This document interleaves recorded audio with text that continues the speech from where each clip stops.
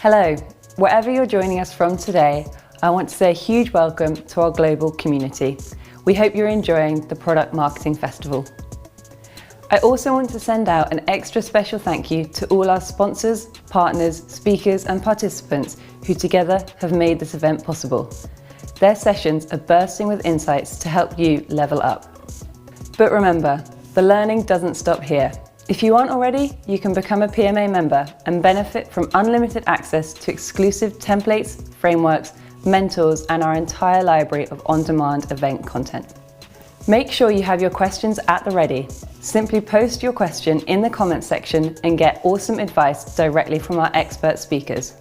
Or continue the conversation with your fellow product marketers in the PMA Slack community.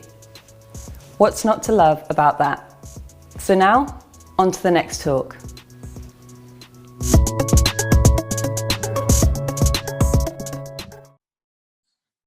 Hello, everyone. My name is Francisco Brandt. I'm excited to be here, but first off, I want to apologize for not having my camera on.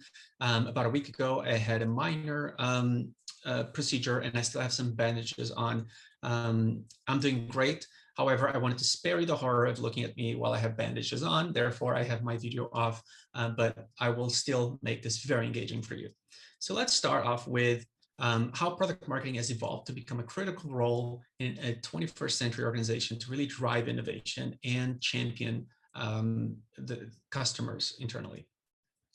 So if you look at the pace of change, it has accelerated at a level that adoption of new products or services far outpaces that of adoption of 50 or even 100 years ago. For example, it took 68 years for airlines to reach 50 million passengers. It took 62 years for automotive companies to reach 50 million drivers. It only took 6 years for Uber to hit 50 million monthly active riders. So that's because technology in the last 20 years has accelerated the adoption of products and services.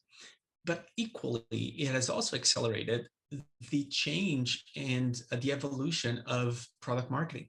If you look back at the early beginnings of marketing in the United States, it truly started with Tiffany's product catalog, which really was the beginnings of marketing and a true definition of product marketing, where you would feature a product with a value proposition and a price. Sears really took the product catalog to a whole new level, and really making the marketing catalog the pinnacle of marketing in these years, where again, product marketing was the function driving all of this work. And if you look at the evolution of marketing, it took another 50 years until you saw a new way to do marketing with print ads. Then radio ads came along, TV ads, telephone marketing, SMS, text messaging. It always took 1 to 2 to 3 or 4 even decades for you to see true evolution in marketing. But you hit the 90s with the introduction of the internet, then smartphones, and then SEO, SEM, social media, and wearable technologies. And today, there's so many different channels that the traditional marketing manager role or product marketing manager role no longer applies. You need hyper-specialized marketing managers to be really owners of the different content and channels that exist out there. So where does product marketing fit in all of this? How does the function of product marketing evolve to keep up with all these pace of change? And honestly, I believe today, product marketing is probably benefiting from all of this evolution and all of this change. Product marketing is now a true critical function in any organization, driving upstream marketing as well as downstream marketing. So we always say that product marketing has two functions: being the voice of customer and helping to extract actionable insights from a lot of customer data by working with data science, UXR, sales, or even product management.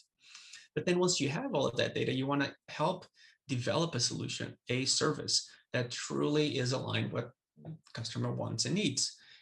And you want to be able to communicate that very effectively. And that's when you do your second part of the role, which is the downstream product marketing, working with marketing research, analytics, performance marketing, with paid channels, own channels with CRM and web, and even PR and media to raise awareness.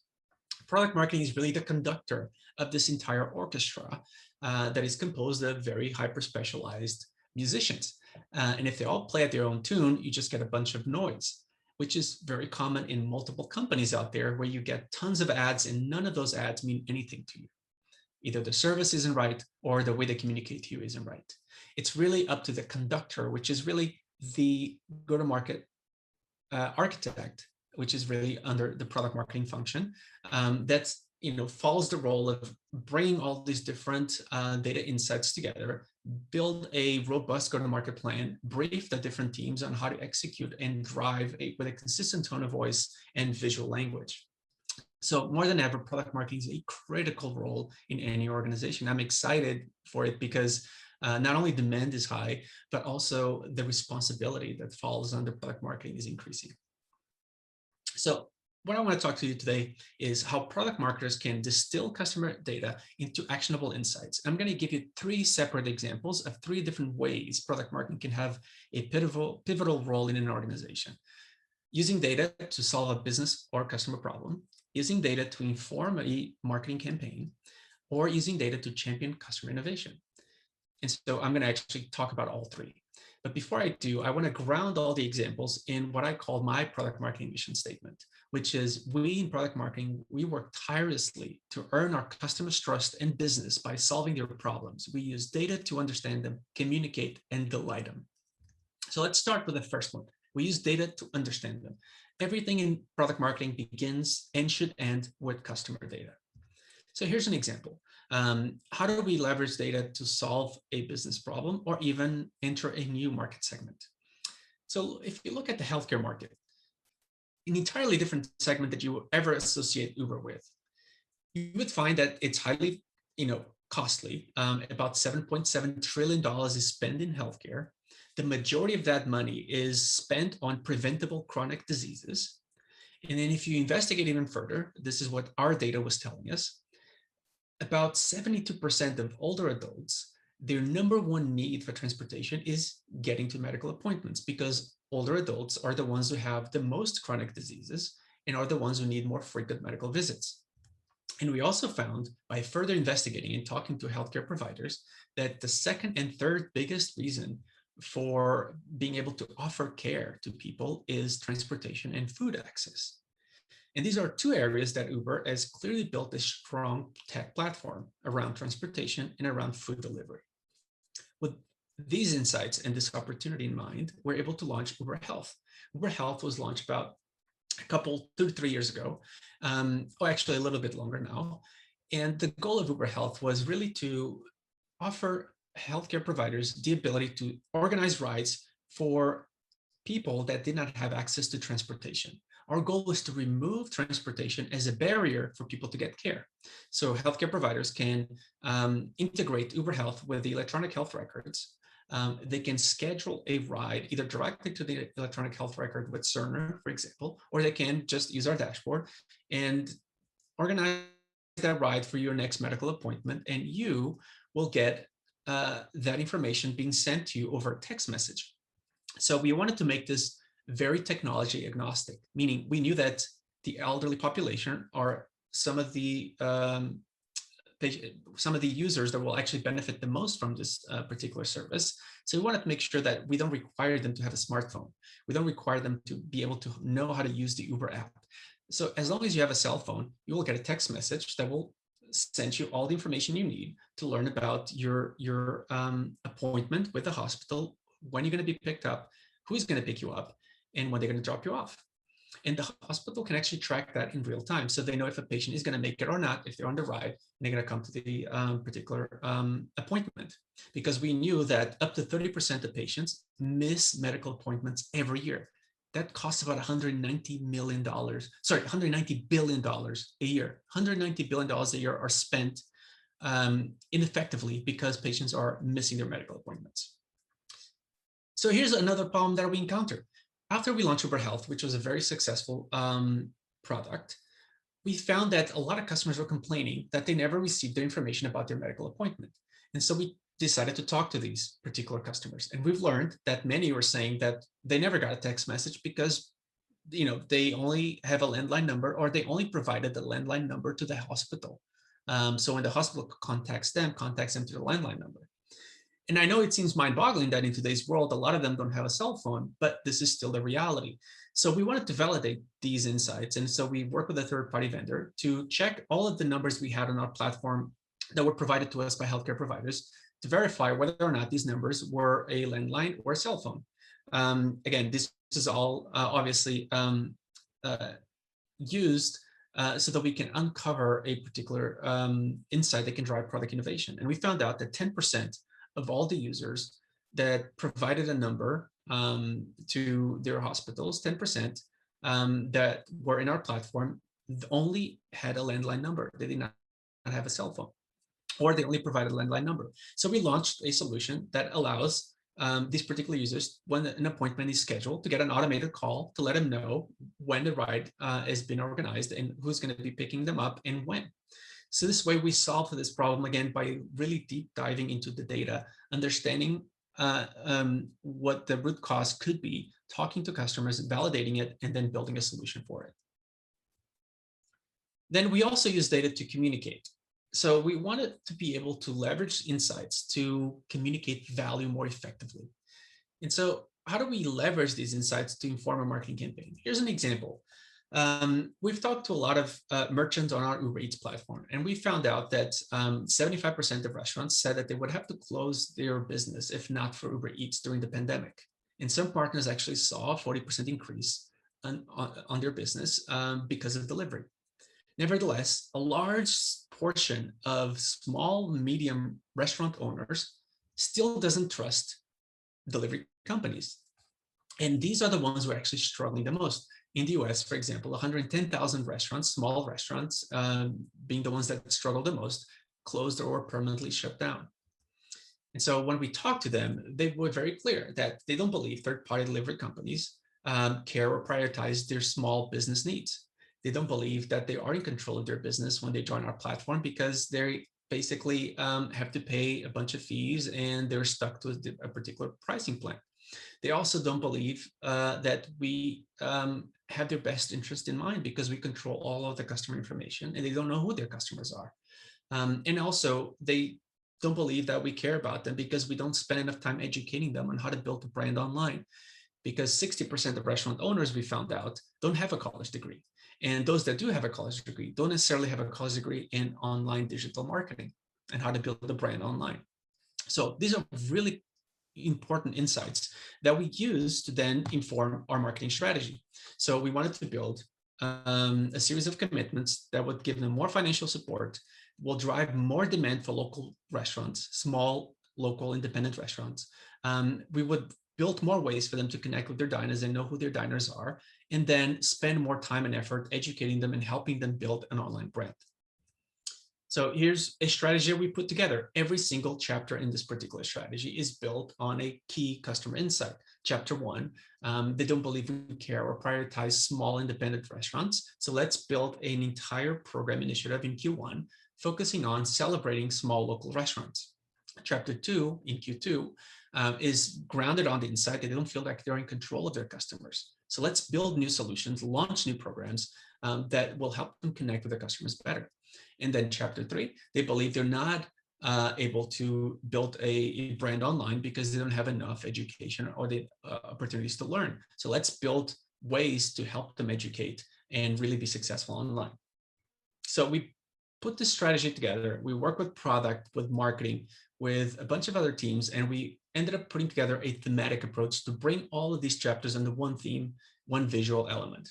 So the strategic route was, we want to celebrate the culture that local restaurants add to the economy, into the community. So we're here for the tastemakers. We're here for the food truck hustlers, the 5-star chefs, and the one-woman operations. We're here for the hottest table in town, the bodegas down the block, and line cooks cracking the crack of dawn. We're here for the folks that can't stop, won't stop, opening their doors when we need them most, and crafting the go-to dishes in a made-to-go world. We're here to say thanks, to bring you local delivery that puts local restaurants first, with better margins for you, more insights from us, and quicker ways to connect with fans right around the corner. Because at Uber Eats, we're here for local flavor. And the whole idea of this campaign was drive demand for local restaurants, eat local, local small independent restaurants. Let's feature the restaurateurs, the restaurant owners, the chefs, the cooks, and even the people at the front packaging your food. Also feature their menus, their dishes, make that come to life to show that we are here to celebrate local. So we work very closely with the US and Canada consumer team, and the US and Canada consumer team were already planning on a campaign around Super Bowl. So we thought this is a great opportunity to bring these insights and help craft this narrative. So we wanted to harness the excitement around the Super Bowl to help bring people together to champion local restaurants and boost orders for them. We brought back Wayne and Garth from Wayne's World, the kings of local access TV, so that they could be the ambassadors for local restaurants as well. We promoted $0 delivery fees. So if you would order throughout the week of Super Bowl from local restaurants, restaurants will not pay Uber Eats a single dollar. And we did it so that we can drive more demand, and we got about 7.5 million impressions across the board from just some of these local initiatives. We're also able to feature Eat Local across our app. So we work very closely with the product team to really make sure that we have Eat Local categories clearly standing out in top categories, standing out also when you're browsing to the app. So you can really see multiple ways where you can order from local restaurants. We, of course, ran multiple ads and we did an NFL display takeover. We ran our Super Bowl commercial, which you can find on YouTube. But then we also wanted to build a 2-hour-long version of the advertisement online, the Super Bowl commercial. Now, 2-hour long because we wanted to make sure that we feature in the credits every single restaurant, local restaurant on our platform that relies on our platform to deliver food to you. So we wanted to make sure that we not only leverage this platform, we brought in a lot of celebrities to champion and sponsor independent partner restaurants. And we made sure that people became familiar with all the different restaurants that we have on our platform and how you can help them. We also launched a lot of initiatives to financially support them. We had a financial aid of $4.5 million where we were able to help thousands of restaurants that needed financial support, as well as Black-owned restaurants. We also waiving a lot of fees for the first half of this year. So if they wanted to embed Uber Eats directly onto their website, any order that was placed on their website through July was done at zero cost. We would not charge these local restaurants. We also wouldn't charge local restaurants for any orders that were picked up by customers directly, even if they were placed on Uber Eats. And we wanted to make sure they can get paid out every day because, of course, they're cash strapped. And so we waived all the transaction fees, which normally we have to pay the bank to transfer money on a daily basis. And we're able to waive those as well through July. So all of this to show that we are here to really, truly support local restaurants, but we didn't stop here. Chapter 2 was all about how do we connect them with customers, with their customers, their diners. How do we bring them closer together by providing them more information about how frequently they shop from them, by providing them more information about their typical preferences when they order from you. So giving restaurant owners more insights so that they can build a true digital hospitality experience. So we've launched these insights across our order management tablet and also the manager app that they can use to manage their online store. And it was very successful. We started getting a lot of consumers sharing their experience with restaurants that were appreciating how frequently they order from them. Here's an example. Here's a restaurant that basically said, "Dear David, this is your 26th order from us. We cannot thank you enough for your business support. We got your can of Hawaiian Sun. Hope you enjoyed it." So they offered a complimentary soda to this particular customer, and they wrote a personalized note because of the information we're able to provide them on the behaviors and the frequency of the orders from this particular customer. So really, truly showing that we are helping build this online community. But we knew that we would need to also remove friction. A lot of these restaurant owners already had built a following on Instagram. They already had people following them on Instagram, and they already had a lot of great photography on Instagram. So how do we facilitate all of that so they don't have to build a new following on Uber Eats and create new photography for Uber Eats? So we we're able to now enable restaurants to integrate their Instagram account directly on Uber Eats. So you as a consumer can actually open the Uber Eats app, and those restaurants that did this integration, it's obviously optional and free. You will see photos from their Instagram account. You'll be able to actually open Instagram directly on Uber Eats and see their menus. You can actually start to follow them on Instagram. So we brought these two elements together so they can continue by continuing catering to their followers in a frictionless way. But we also added a new feature to Uber Eats. So now on Uber Eats, restaurant owners can also launch stories. With stories, they can connect with their diners directly by promoting special menu items. They can promote special holidays. Here's a few examples of that. You will see on Uber Eats, some restaurants will run stories where you can learn about new promotions. They can tell you about a new menu item. This story will run for free for 7 days. Then they can also celebrate a particular moment, like we're past COVID, or they can actually celebrate, for example, a holiday. And all of this is complimentary.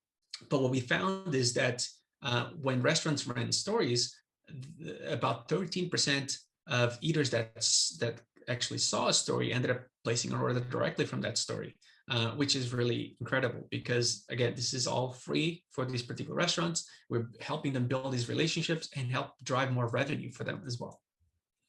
This is how we brought those features and functionality to life, again, under that theme of celebrating local restaurants. So we built social ads like this particular one, which is a carousel. We wanted to feature their dishes. So these are actual photos from local independent restaurants that we took and we featured across all of our different ads.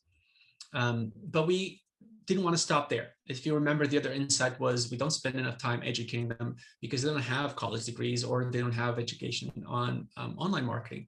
So we wanted to help restaurant owners. We started off in February and March with what we called On the Rise series, which is featuring Black-owned restaurants. We worked with the celebrity chef Marcus Samuelsson, and he traveled across the United States making these very short snippet videos, which you can find on YouTube or on Eater. And he basically sort of brings the story of these local businesses to life, where you can find them on Uber Eats and order directly from them. And we're also launching what we call Merchant Academy, where you can learn as a restaurant owner how to build your menu, how to optimize photography to drive engagement, how to run advertisement to create more views to your online store on Uber Eats, how to use promotions to convert views into first-time sales, and how to use a loyalty program to convert first-time sales into recurring sales. So really building an entire platform to help restaurant owners be successful, making it very easy for them to create an online store, promote it, and drive business. Finally, we also want to leverage data, not just to understand customers and solve a problem, communicate and inform marketing, but also build a solution that delights customers ultimately. And I've used this example in my previous talk at the Product Marketing Rendezvous, but I really love this example because it really brings home the true function of product marketing. So how do we champion customer innovation? It really starts with grounding everything you do in a key insight. That insight for me in 2018 was Uber was the most expensive vendor in 2018 and 2019. And so we got this insight and we wanted to explore it because Uber is known for being a consumer-driven company. But if Uber is being more expensive than Starbucks and Amazon, that means there's a large section of the consumer population that are likely using Uber in a work-related setting, what we call business consumers. So we want to know how large this segment, how big they are for Uber. So we went to data science. That was the first sort of team that worked with us. We wanted to look at all of the riders on our platform that have a corporate card on file. Because if they are using Uber, they're paying for their trip. So we can tell from the first 5 numbers of your credit card, if it's called the BIN number, if it's a credit card that it's used for personal reasons or for corporate reasons. But we also knew that not every business consumer is traveling with a corporate card. They might be traveling with a personal card and getting points and then getting reimbursed by the company. So we wanted to look at behaviors. So we wanted to look at how many of the riders on our platform travel from airports to hotels, hotels to office spaces, and have international rides, and then build what we call the business traveler lookalike model. So what we were able to find is that 25% of our riders on our platform behave like business travelers. And this was a key input from us because this is a high value segment for Uber. So we needed to understand how they are and how they behave. So we worked with UXR to build a journey map, looking at the different stages of pre-trip, on-trip, and post-trip, what they're doing, feeling, thinking, deciding what problems they have that we can leverage as an opportunity to launch a new feature or service, and what channels did they use to communicate. With this information, we're able to get a very clear understanding of what the top needs for them were. We're also able to then deep dive and build personas. That's when we work with marketing research to really understand the different persona types, right? Jet setters, the road warriors, the locals, techies, and newbies. Jet setters were like C-level people that travel on the company's dime, and they were basically spending a lot of time trying business class flights and hotels, and they're not price sensitive. Road warriors are consultants, sales, engineers. Locals are someone who also uses Uber, but uses Uber within the confinements of the city, like lawyers or accountants. And techies and newbies are new entrants to the workforce that, for example, look at business travel as a perk. So they have this notion of bleisure, which is business and leisure that combine the two. With this in mind, we built detailed profiles around each persona, from the jet setter with the different frustrations, pain points, attitudes, and behaviors, the channels they use to communicate, as well as the road warriors, the locals, and the techies. With all this information, we're able to understand that there were several things that we can address with a new portfolio of solutions. Starting off with, we looked and identified that American Express was one of the most commonly used corporate cards on file, and they care a lot about points as business consumers. So we partnered with American Express and we launched the program where you can actually use the American Express card for work rides and get double points. We also created a business profile where you can actually automatically connect your receipts to Concur or Certify, so that every time you travel with Uber, all those trips are automatically expensed, so you never have to spend time on Fridays running your expense receipts, which was another pain point we were told that we can address. Then they wanted to be also picked up outside the gate and not have to go to the parking garage to get an Uber because they're on a time schedule.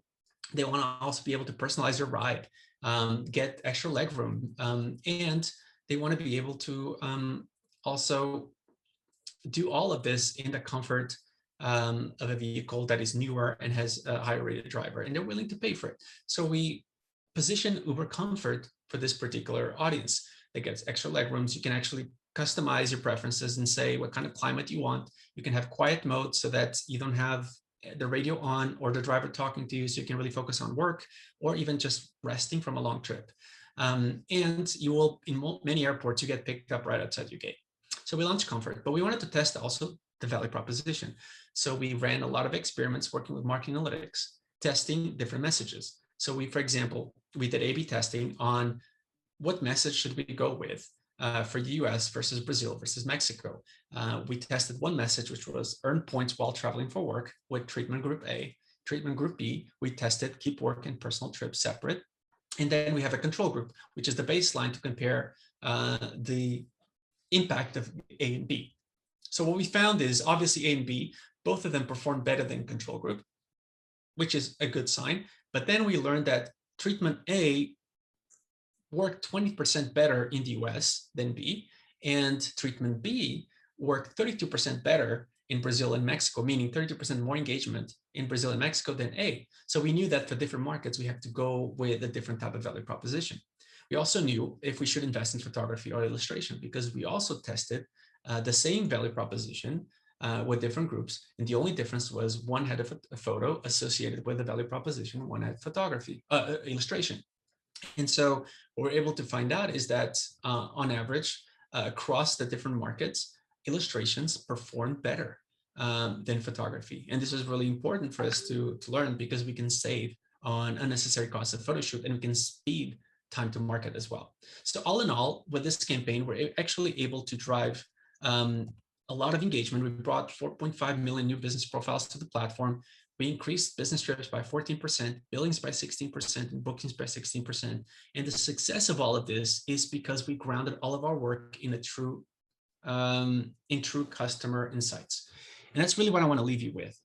Product marketing more than ever plays a pivotal role in driving innovation and being the voice of customer.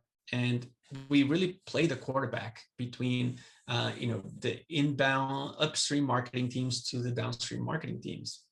And so to do our job effectively, we always need to start with the customer truth. So never stop learning about your audience. Data is your best friend. So I love this quote: even when you're marketing to your entire audience or customer base, you're still simply speaking to a single human being at any given time. And then once you have that marketing truth, you need to build content that is grounded on that truth and experiment on it. Content is really the atomic particle of all digital marketing. So it's not just about good storytelling. I love this quote as well. It's about telling a true story well, grounded on those customer insights. And once you have that, you then focus on the right channels to propagate that message. So never stop expanding on your channels, because a great marketing strategy is a story unfolding across all possible touch points, a true story unfolding across all possible touch points. So I want to leave you with these three sort of tidbits of knowledge. I hope you found these examples interesting and helpful. And you can always connect with me and reach out on LinkedIn, or you can also find me on www.fbrand.com. Thank you for your time.